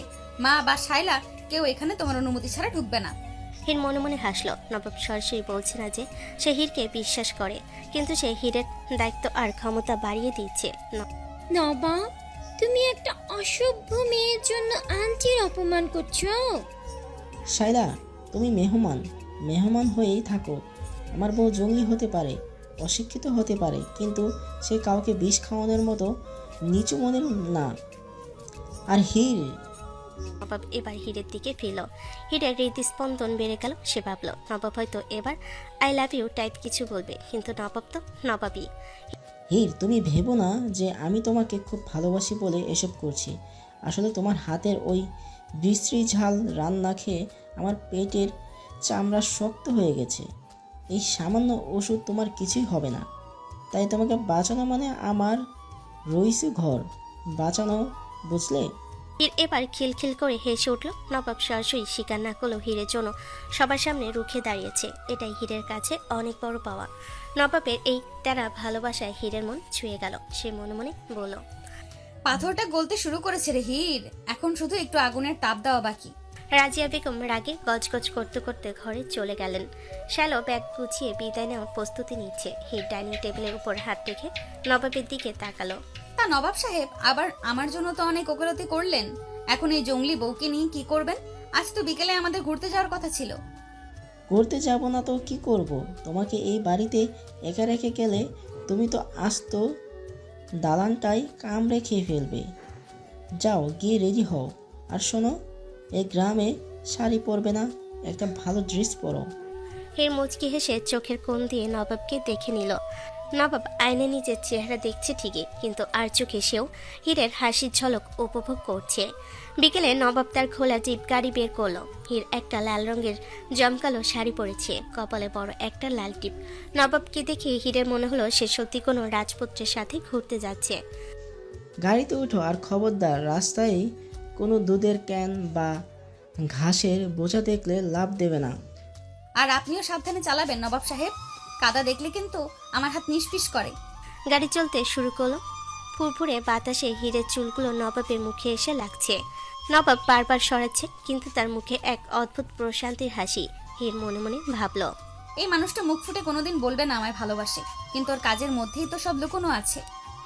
নবাবের খোলা জিপ গাড়িটা ধুলো উড়িয়ে মেঠো পথ পেরিয়ে পিচঢালা সরু রাস্তায় উঠেছে। নবাবের পরনে আজ কালো রঙের একটা ব্যান্ডেড টি শার্ট, আর হীর পরেছে নীল রঙের একটা সুতি শাড়ি। বাতাসে হীরের চুলের বিরুনি বারবার নবাবের নাকে মুখে বাড়ি খাচ্ছে। নবাব এক হাত দিয়ে চুল সরাতে সরাতে বলে, হীর, তোমার এই চুলে কি আঠা মেখেছো? বারবার আমার মুখে এসে পড়ছে কেন? গাড়ি চালানো দায় হয়ে যাচ্ছে। হীর চুলগুলো গুছিয়ে নিয়ে মুখ টিপে হেসে দেয়। ওরে আমার বাবু রে, বাতাসের ওপর কি আমার হাত আছে? আপনার গাড়ির যেমন ছাদ নাই, আমার চুলেও তেমন লাগাম নাই। সহ্য করতে না পারলে গাড়ি থামান, আমি নেমে হেঁটে যাচ্ছি। থামাবো না তো কি করব? তোমাকে নিয়ে ঘুরতে বের হওয়া মানেই হলো নিজের প্রেশার বাড়ানো। আচ্ছা, এই নীল শাড়িটা কি আজই পরতে হলো? তোমাকে তো পুরাই একটা জঙ্গলি ময়ূরের মতো লাগছে। ময়ূর? আমি তো জানতাম ময়ূর সুন্দর। আপনি তো দেখি ইনডাইরেক্টলি আমার রূপের প্রশংসা করতেছেন নবাব সাহেব। তা স্বীকার করতে এত লজ্জা কিসের? নবাব একটু অপ্রস্তুত হয়ে হুট করে হার্ট ব্রেক করলো। প্রশংসা? আমার রুচি কি এতই খারাপ? আমি শুধু তোমার কালার সেন্স নিয়ে কথা বলছি। গাড়িটা ঝটকা দিয়ে থামার কারণে হির প্রায় নবাবের গাড়ির উপর গিয়ে পড়ল। হীরের কপালটা গিয়ে ঠেকলো নবাবের কাঁধে। এক মুহূর্তের জন্য দুজনে নিঃশ্বাস থমকে গেল। হীর নবাবের চোখের দিকে তাকালো। সেখানে বিরক্তি ছিল না, ছিল এক ধরনের নেশাময়ী মুগ্ধতা। নবাবও দেখলো হীরের নাকের ছোট্ট নলকটা বিকেলের রোদে চিকচিক করছে। লেকের পাশে গাড়ি থামিয়ে নবাব ভাপ মারার জন্য এক জায়গায় দাঁড়ালো। হীর দেখলো দূরে এক ফুচকাওয়ালা বসে আছে। নবাব সাহেব, ওই যে ফুচকা, চলেন খাই। আপনি তো কেবল পিৎজা বার্গার চেনেন, আসল জিনিস তো খানই নাই। ফুচকা? ওগুলো আনহাইজেনিক, রাস্তার ধুলোবলি মেশানো খাবার আমি খাই না। ধুলোবালি না খাইলে পেটের রোগ সারে না। চলেন তো। জোর করে নবাবকে টেনে নিয়ে গেল। নবাবের হাতটা যখন হিট ধরল তখন নবাবের সিদ্ধার দিয়ে একটা মৃত শিহরণ বয়ে গেল। নবাব হাত ছাড়িয়ে নিল না, বরং হীরের পিছু পিছু চুপচাপ গেল। ফুচকা খাওয়ার সময় হীরের কপালে ঘাম জমেছে। নবাব পকেট থেকে একটা সিল্কের রুমাল বের করে হীরের দিকে এগিয়ে দিল। এই নাও, মুখটা মোছো। তোমাকে দেখতে আসলেও কুলি মজুরের মতো লাগছে। রুমালটা কেড়ে নিয়ে বলে, কুলি মজুর হলেও আমি আসলি আপনার মতো পাউডার মাখা নবাব না। আর এই রুমাল দিয়ে মুখ মুছলে কি আমি আপনার মতো ফর্সা হয়ে যাবো? নবাব জবাব দিল না, শুধু তাকিয়ে রইল হীরের হাসি খুশি মুখের দিকে। ও মনে মনে ভাবছে, এই মেয়েটা ঝগড়া না করলে কি ওর পেটের ভাত হজম হয় না?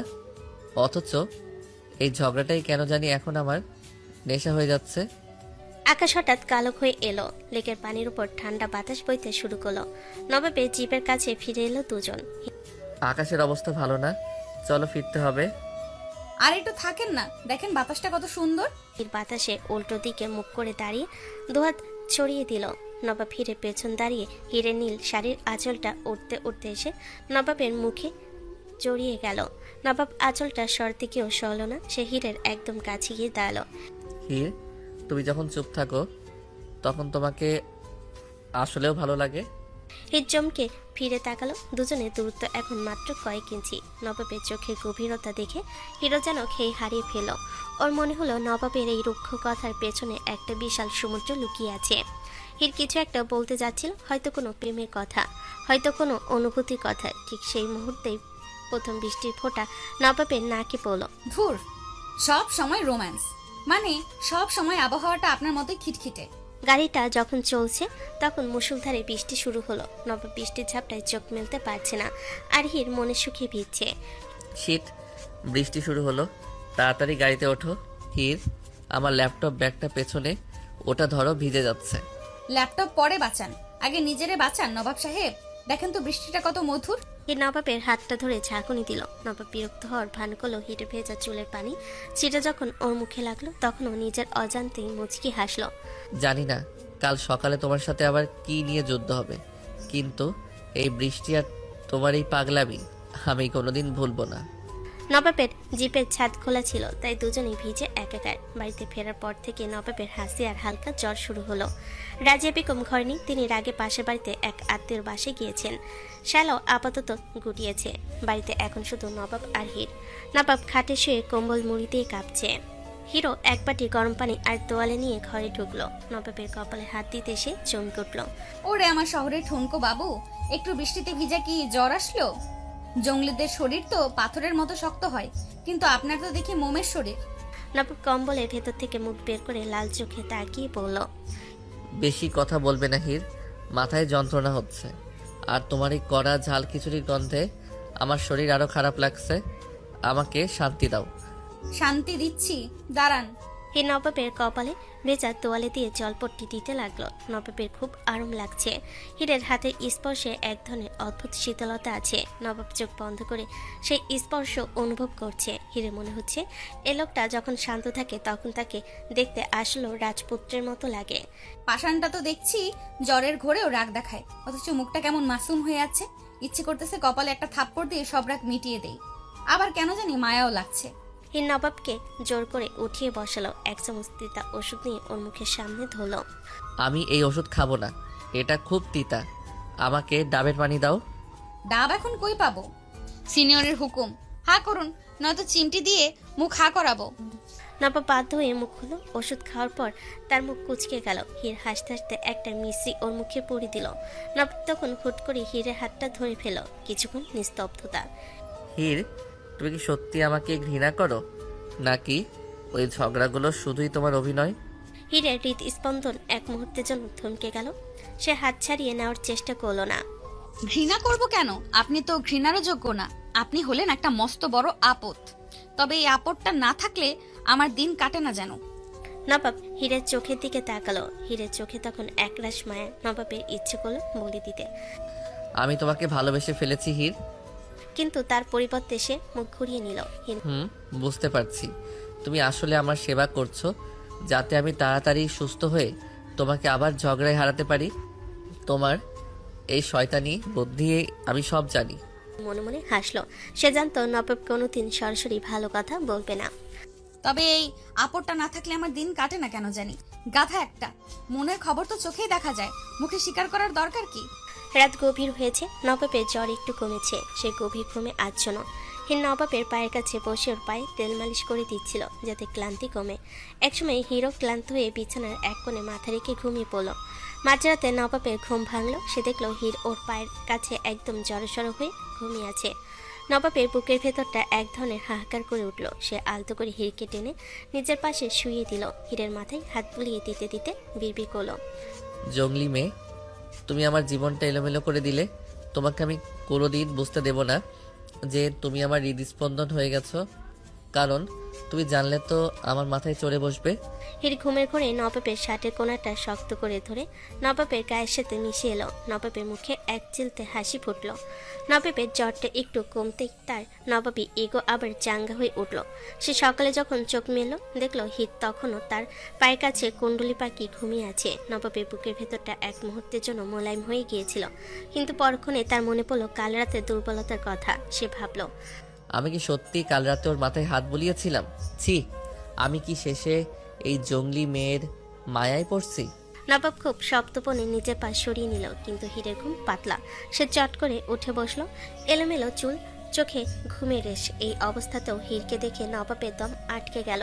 সে মুখটা তিতা করে বলল, হির, এই যে আমার পায়ের কাছে কি ডিউটি দিচ্ছিলে, নাকি ঘুমের ঘোরে আমাকে চোর ভেবে পাহারা দিচ্ছিলে?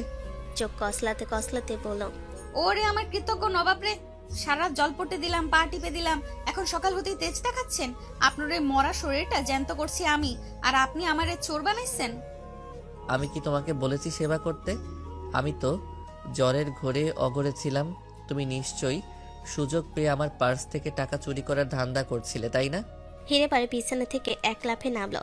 রাগে ওর নাসারন্ধ ফুলে উঠেছে। সে তেজ দেখিয়ে বেরিয়ে গেল।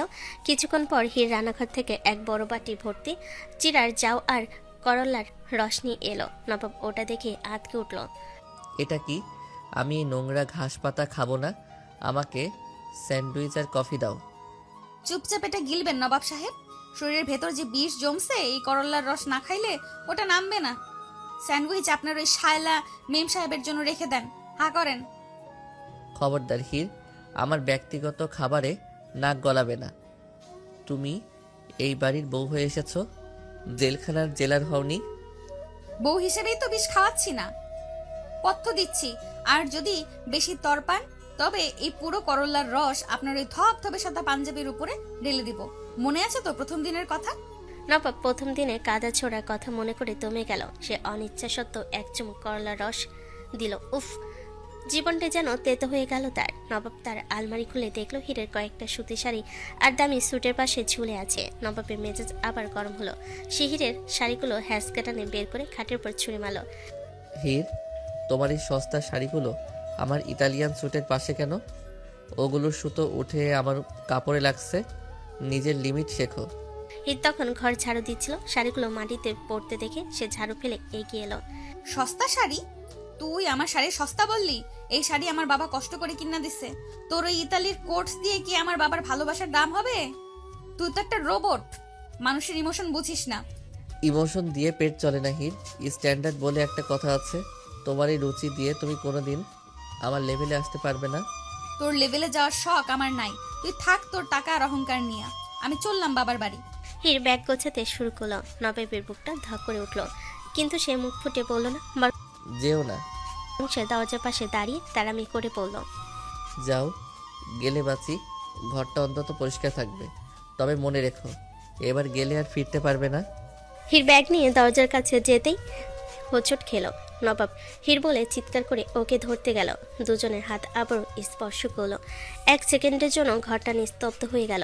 হিরের চোখে জল আর নবাবের চোখে অপরাধবোধ, কিন্তু কেউ হার মানল না। নবাব হাত ছেড়ে দিয়ে রুক্ষ গলায় বলল, দেখে চলতে পারো না? মেঝেতে কি তোমার ওই গ্রামের কাদা আছে যে পিছলে যাচ্ছে? তোর সাহায্যের দরকার নাই। তুই শুধু দেখবি আমি কেমনে এই বাড়ি ছেড়া যাই। হির হনহন করে ঘর থেকে বেরিয়ে গেল। নবাব বেলকুনিতে গিয়ে দাঁড়ালো। সে দেখলো হির গেট পর্যন্ত গিয়েও দাঁড়িয়ে আছে। হয়তো সে ভাবছে নবাব পেছন থেকে ডাকবে। নবাবের ঠোঁটের কথাগুলো আসছে, মাফ করে দাও হির, তুমি আমার আভিজাত্যের চেয়েও দামি। কিন্তু নবাবের ইগোটাকে বাধ্য করে রাখলো। হির মনে মনে হাসলো। সে জানে নবাব আড়াল থেকে তাকে দেখছে। সে ভাবলো, গাধাটা মনে মনে মরছে আমার লেগা, অথচ মুখে শুধু বিষ। দাঁড়া, তোরে কেমনে সোজা করতে হয় হির ভালোই জানে।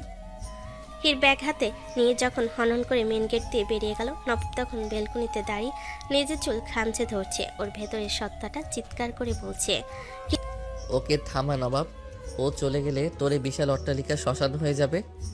কিন্তু বাইরে নবাবই ইগো বলছে, না, ও আসুক, নিজের ভুল স্বীকার করে। জঙ্গলি মেয়েকে বেশি লাই দিতে নেই। রিক্সায় উঠে বসতে আকাশ ভেঙে বৃষ্টি নামলো। যেন প্রকৃতি হিরের মনের মতন মেজাজ খারাপ। ওদিকে নবাব আর বেশিক্ষণ থাকতে পারলো না। সে চাবি নিয়ে জিপ গাড়িটা স্টার্ট দিল, মনে কোণে ভয়। এই বৃষ্টিতে মেয়েটা যদি বিপদে পড়ে? রিক্সায় বসে ভিজছে আর মনে মনে নবাবকে উদ্ধার করছে। পাশান একটা পাথর রোবট, একটুও মায় নেই, একবারও ডাক দিল না। ঠিক তখনই বিকট শব্দে হর্ন বাজিয়ে একটা কালো জিপ রিক্সার সামনে আড়াআড়িভাবে এসে দাঁড়ালো। নবাব গাড়ি থেকে নামলো। তার দামি শার্ট মুহূর্তে ভিজে গায়ের সাথে লেপটে গেছে। সে গিয়ে সরাসরি রিক্সার হুডিটা নিচে নামিয়ে দিল। নামো, এখনই নামো বলছি। কেন নামো? আপনি তো বললেন গেলেই বাঁচেন। এখন কি আবার ঝগড়া করার মানুষ পাচ্ছেন না বলে রাস্তা আটকাচ্ছেন? নবাব ভিড়কে একরকম জোর করে রিক্সা থেকে নামিয়ে বলে, চিৎকার করবে না হির। এই ঝুম বৃষ্টিতে তুমি একা গ্রামে যাবে? কোনো সেন্স আছে তোমার? ভিজে তো একাকার হয়ে গেছো। ভিজলে আপনার কি? আমি জঙ্গলি মেয়ে। বৃষ্টিতে আমাদের কিছুই হয় না। আপনি যান, গিয়ে আপনার ইতালিয়ান স্যুটে ইস্ত্রি দেন। রাস্তার পাশে তখন কেউ নেই, শুধু বৃষ্টি আর ঝোড়ো হাওয়া। নবাব হিরের দুহাত শক্ত করে ধরে নিজের খুব কাছে টেনে নিল। হিরের ভেজা চুলের পানি ছিটা নবাবের চোখে মুখে লাগছে। তুমি কি চাও আমি সবার সামনে হাত জোর করে মাপ চাই? আমি তোমাকে বলেছি না আমার লিমিট ক্রস করবে না? তুমি কেন যাও? লিমিট তো তুই ক্রস করছিস নবাব। তুই আমার বাবার দেওয়া শাড়ি মাটিতে ফেলছিস। তুই আমার সম্মান দিতে পারিস না। তুই শুধু টাকা চিনিস। ছাড় আমারে। হির ধাক্কা দিতে গিয়েও নবাবের পায়ের উপর পা দিয়ে দিল। অমনি দুজন তাল হারিয়ে রাস্তার ধারে ঘাস আর কাদের উপর আশ্রে পড়ল। নবাব নিচে আর হির তার বুকের উপর। হুবহু প্রথম দিনের মতো অবস্থা, কিন্তু আজ পরিবেশটা অন্যরকম। নবাবের হাত দুটো হিরের কোমরে। বৃষ্টির চাপটা হিরের কাজল লেপটে গেছে। চোখের জল আর বৃষ্টির জল এক হয়ে মিশে গেছে। নবাব হিরের চোখের দিকে তাকিয়ে স্তব্ধ হয়ে গেল। আমি কি সত্যি অতটা খারাপ হির? আমি শুধু চাই তুমি আমার মতো হও, কিন্তু আমি বুঝতে পারিনি যে তুমি যেমন আছো সেটাই তোমাকে হীরা করে রেখেছে। হির নবাবের কথা শুনে এক মুহূর্তের জন্য থমকে গেল। নবাবের চোখে আজ কোনো অহংকার নেই, শুধু এক অদ্ভুত হাহাকার। হির নিজের অজান্তেই নবাবের শার্টের কলারটা খামছে ধরল। তুই যদি সব সময় এমন নরম করে কথা বলতিস তবে তো আমি তোর মাথায় তোকে করে রাখতাম, কিন্তু তুই তো শুধু খোটা দিতে জানিস। নবাব হিরের কপালে লেগে থাকা কাদাটা আঙ্গুল দিয়ে আলতো করে সরিয়ে দিল। ওর আঙ্গুলের ছোঁয়ায় হিরের সারা শরীরে বিদ্যুৎ খেলে গেল। নবাবের ঠোঁটে এক মিলান হাসি ফুটল। সে স্বীকার করল না যে সে ভালোবাসে, কিন্তু ওর চাহনিতে সব লেখা ছিল। আমি তোমাকে মাথায় তুলতে চাই না হির, কারণ সেখান থেকে তুমি লাভ দেবে। আমি চাই তুমি আমার পাশে থাকো, এই ঝগড়া করার জন্য হলেও থাকো। নবাব হিরকে কোলে তুলে জিপে বসালো। হির আর বাধা দিল না, শুধু মুচকি হাসলো। গাড়িতে ওঠার পর নবাব আবার তার পুরনো ফর্মে ফিরে এলো।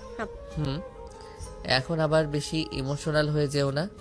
তোমাকে নিয়ে আসলাম কারণ আমার ড্রয়িং রুমে কাদা পরিষ্কার করার লোক নেই। তুমি যে কাদা মাখিয়েছ সেটা তোমাকেই ধুয়ে দিতে হবে। ওরে আমার কাজ পাগল নবাব রে, কাদা আমি ধুমু নাকি তোর ওই দামি স্যুটে আবার মাখামু? সেটা কাল সকালে টের পাবা। আপাতত গাড়ি চালাও, আমার খুব খিদা লাগছে। খিদা? বাড়িতে গিয়ে ওই যাও আর করলার রসই খাবে তুমি। আজ রাতটা তোমার উপবাস। তাইলে তুমিও উপবাস। খবরদার আমার বিছানায় আসবা না। আজকে মাঝখানে কোলবালিশ না, ইটের দেওয়াল দিমু। নবাব আর চোখে হিরের দিকে তাকালো। হিরের ভেজা শাড়ির নীল রংটা বৃষ্টির দিনে আরো উজ্জ্বল লাগছে। নবাব মনে মনে হাসলো। সে জানে এই জঙ্গলি মেয়েটার সাথে সারা জীবন ঝগড়া করতে হলো সে রাজি, শুধু ও যেন ছেড়ে না যায়।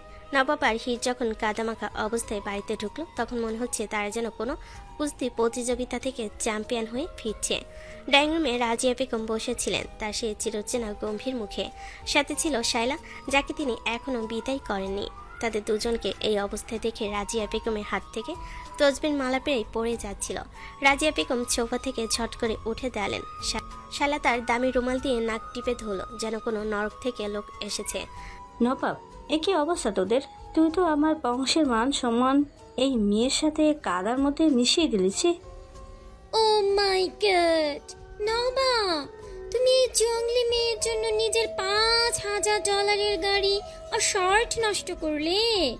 You look like a dirty villager. নবাব নিজেরই অস্বস্তি লাগছিল, কিন্তু হিরের দিকে তাকাতে সে দেখলো কোমরের হাত দিয়ে তৈরি। নবাব গলা পরিষ্কার করে তারপর দেখানোর চেষ্টা করলো। মা, বেশি কথা বলো না তো।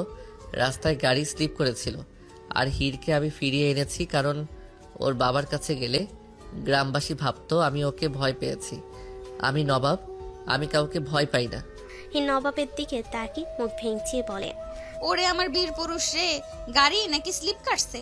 আপনি নিজেই তো আমার রিক্সার সামনে এসে কুস্তিগিরদের মতো লাফ দিছেন। আর শোনো শাশুড়ি মা, আপনার ছেলে নিজের ইচ্ছায় কাদায় নামছে, আমার দোষ দিয়েন না। সেখানে আর দাঁড়ালো না হির, চলে গেল। রুমে ঢুকতে নবাব বাথরুমে ঢুকে গেল।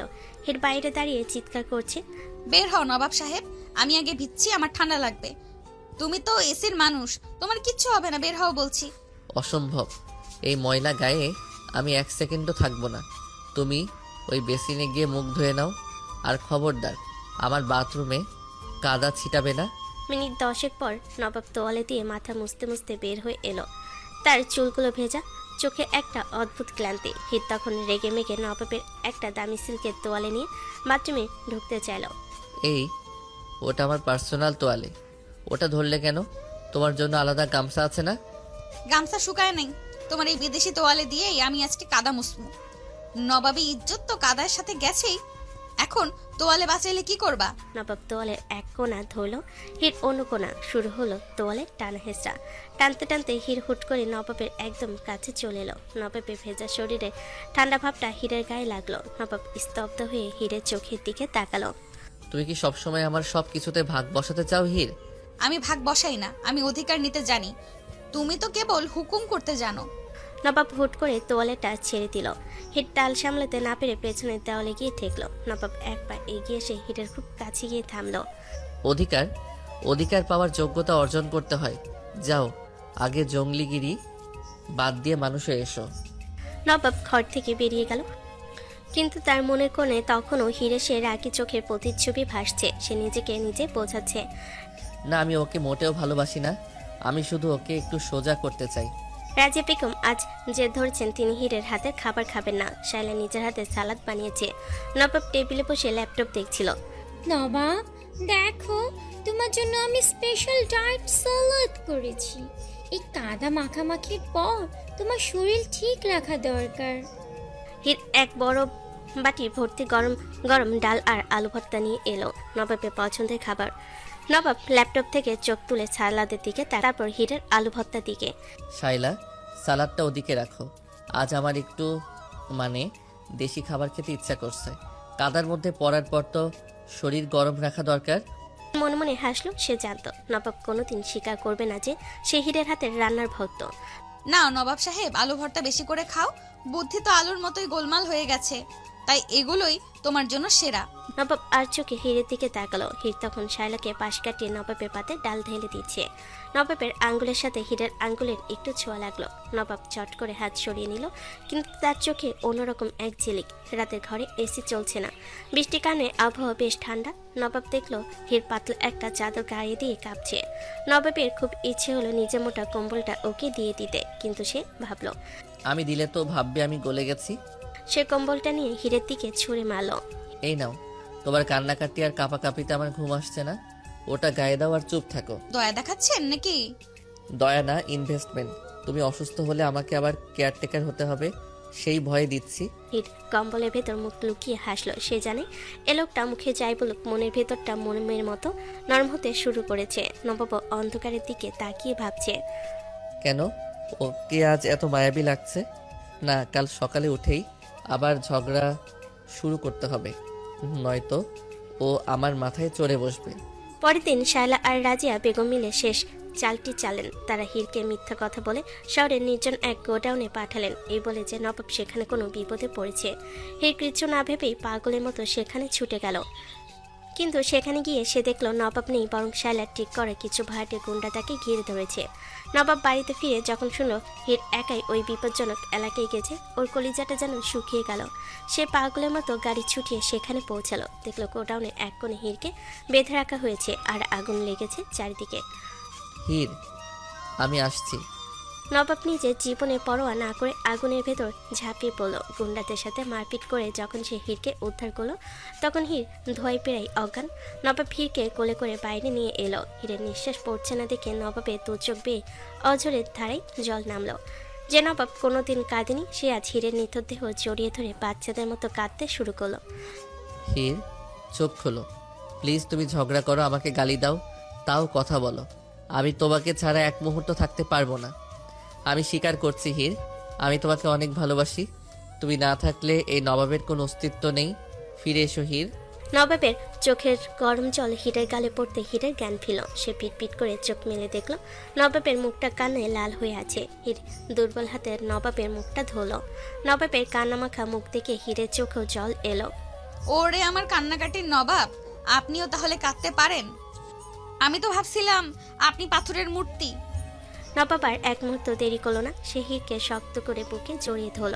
চারিদিকে সব ইগো, সব দেওয়াল মুহূর্তে ভেঙে গেল। হ্যাঁ, আমি কাঁদি, তোমাকে হারানোর ভয়ে আমি মরে যাচ্ছিলাম। I love you Heer, I really love you.